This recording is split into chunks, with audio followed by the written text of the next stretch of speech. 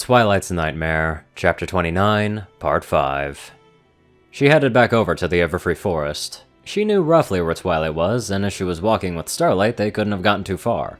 Drawing closer, she saw a hoofful of trees go sailing into the air, a blast of Twilight's magenta magic erupting from the area.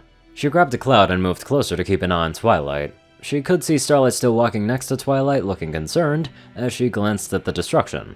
A line, 3 ponies wide and 50 ponies long, had been carved through the forest. Whatever Twilight was using would be very good at carving roads and other things that Earth ponies needed. The question is, when did she start using such things on creatures in the Everfree Forest? Fluttershy is gonna throw a fit over this. Moving her cloud perch closer, she decided to test Twilight's hearing again. Since when did your hearing get so good? Since I ascended. A smooth voice replied from the cloud right next to Rainbow. Rainbow spun, wings ready for action, turning to face a grinning Twilight. She paused, not fully entering her combat stance. Twilight? She asked. Rainbow? Twilight questioned back in a teasing way. Who else do you think I would be? Why are you blowing up parts of the forest? They're not filming a Matinee original down there. Twilight looked down at the forest, and she shrugged her wings. Well, I didn't fancy a Timberwolf trying to rip my leg off as a snack. Rainbow felt her stomach twist at hearing a pony talk so freely about being eaten by a predator. What else was wrong with her? She bullied through the sick feeling at the mental image with pure bravado. So, did you need anything? And sorry for teleporting you away earlier, you just said something bad about Star Swirl. The only reason that's not a crime is because Celestia wouldn't let me add that law for 10 more years. So, get anything bad that you have to say about him off of your chest in the next 9 years or so. Rainbow looked at Twilight. Yeah, right, even I know about free speech. You're kidding. Twilight smiled warmly. Yes, I'm kidding. I see those books are doing you good. Starlight floated into view, surrounded by her own aura. Unicorns flying without earning their wings was still cheating in Rainbow's book. How long were you gonna leave me down there on my own? Starlight asked. Twilight waved a hoof, dismissing the issue.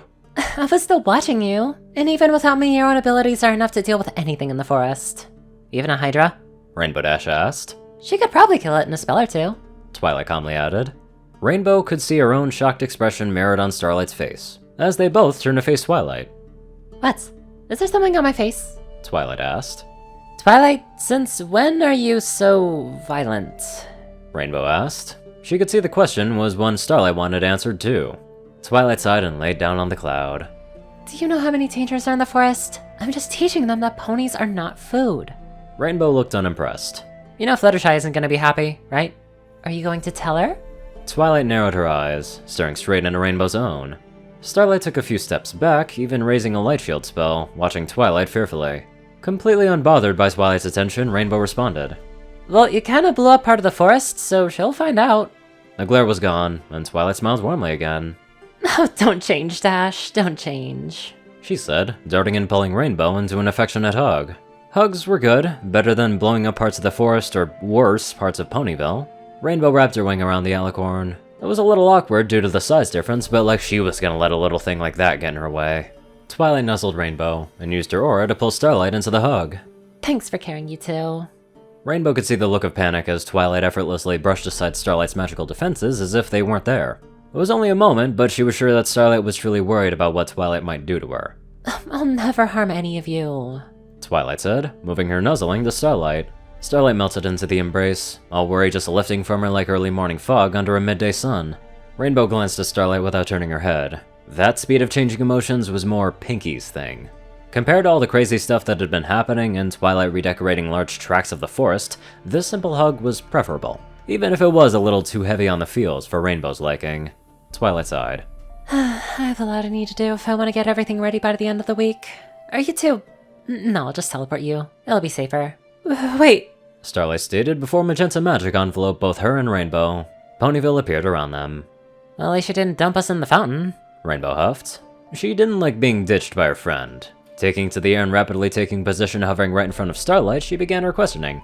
So, Starlight, what gives? Why were you out in the Everfree with Twi, and why is she acting all gritty action hero towards the Timberwolves? Starlight looked around, drawing Rainbow's attention to the crowd that was starting to pay attention. Oh, right, not here, I get it. Rainbow said, grabbing Starlight and flying off with her. Starlight slumped. You know, I can fly on my own. Oh, yeah. Rainbow let go. A small eep escaped Starlight before her magic caught her. The gaze Starlight leveled her way was not enough to stop a chuckle. Rainbow glanced around, making sure the airspace was clear, and no pony would be in earshot. Or, well, other than Twilight with her freakishly good hearing that she seemed to have now. But she wasn't here, so they were safe. So, spill. Rainbow demanded, crossing her forelegs, hovering close to Starlight. Starlight was the most comfortable, non-winged pony in the air that she had ever encountered. She folded her forelimbs, as well as looking unimpressed at Rainbow. Look, I know you've been hiding things from me about what's going on with Twilight, but I don't care. She is hurting and needs help. You and the rest of the girls need to be there for her. I'm not sure the others will be able to cope with what I know, but I think you're strong enough to. Rainbow's wings almost missed a beat. She wasn't expecting anything so serious. You know she was captured, right? Rainbow nodded. Or something like that. So you know what happened to her? Yeah, she broke out and saved herself. She somehow got a daughter in the mix, and now she's marrying Luna. Rainbow shrugged.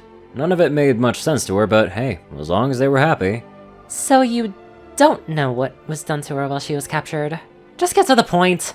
Rainbow's voice was angry. This was sounding bad. She didn't like this. Her legendarily short patience was long exhausted. Starlight gulped. She was pinned to an altar with metal spikes as parts of her were cut away. Rainbow, she was tortured for hours. There was no way a normal pony could survive what happened, let alone going around seeming normal now, she said before taking a breath, trying to hide the fact that her body was trembling. The first thing Rainbow knew about the fact that she had stopped hovering was Starlight's magic grabbing her. This was bad. Her friend was hurting so bad, and she didn't notice. Worse, she wasn't there to stop it, to save her. It felt like a deep pit had formed into Rainbow's core. Now, she's on a hair trigger. If she sees any threat to anything she cares about, she's ready to throw around lethal spells. That sort of thing can level half a Ponyville if she misses. Starlight's words snapped Rainbow's attention back, pushing with her flight magic, and she broke Starlight's hold on her, regaining control of her own flight. Anger, hate, self-loathing all warred in Rainbow for second place. First place among her feelings was firmly her concern for Twilight. Resolve hardened, she would be there for Twilight, and nothing would stop her. After what she had learned, she would make sure that Twilight would never be alone again. For Twilight's benefit and everyone else's safety, she didn't want Pinkie Pie popping up with a surprise invite and being smited by a jumpy alicorn. Twilight had flown back into town about an hour later. Rainbow had to admire her form. She had gotten far better at flying since last time. Did she have a new teacher? Some were old techniques proven to be a little inefficient, so they were no longer used. Maybe Luna was teaching her out-of-date stuff from 1,000 years ago? She had flown straight to a large clear area and started working some sort of glowy magic. Nothing was exploding, so Rainbow thought it was good timing. She thought about going down to talk to Twilight, but she seemed to be concentrating hard. Instead, she settled down on a cloud to watch and be there, should Twilight need her. About half an hour, Mayor approached, seeming pensive. A short conversation and a large bag of bits sent her galloping away in a hurry. Rainbow wanted a nap, but she wouldn't. She had to keep watch over her friend. Twilight continued doing boring magic stuff. A flash of light from below woke Rainbow. Oh, Buck! She cursed herself. She was meant to stay awake. The cloud had just proved too comfortable. Twilight was now prowling? Moving? Dancing? It took a moment, but Rainbow recognized that Twilight was practicing some sort of martial art, but not one that she'd seen before. She would do a move apparently perfectly, and then a moment later do it wrong, sloppy, slow. With one spinning lunge, she even fell over. It just made no sense. How do you go from professionally trained to rank amateur in one moment and then back again?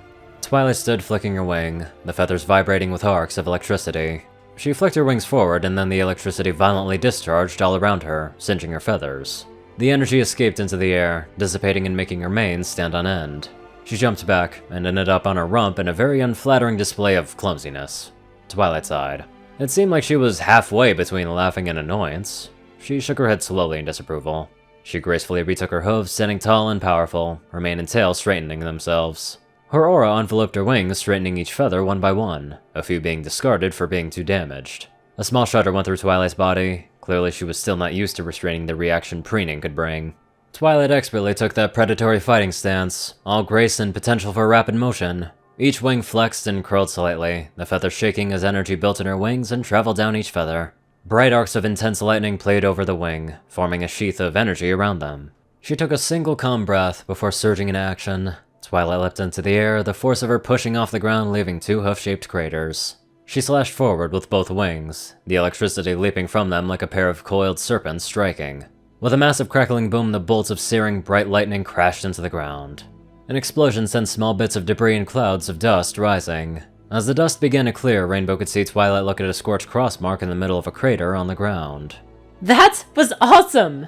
Since when did you become a bat flank, Twi? Rainbow called down from above. Before she knew what she was doing, Rainbow was already there, barely noticing the ripples in the air that she caused as she drew nearer. It must have been some of Twilight's magic doing something. Twilight smirked as she looked up at Rainbow. She raised a wing and twitched a single feather, causing lightning to ripple over it. You mean this? Her friend asked, teasingly. Yeah, that. Rainbow flew down to get a closer look. Oh, so you're not interested in this then?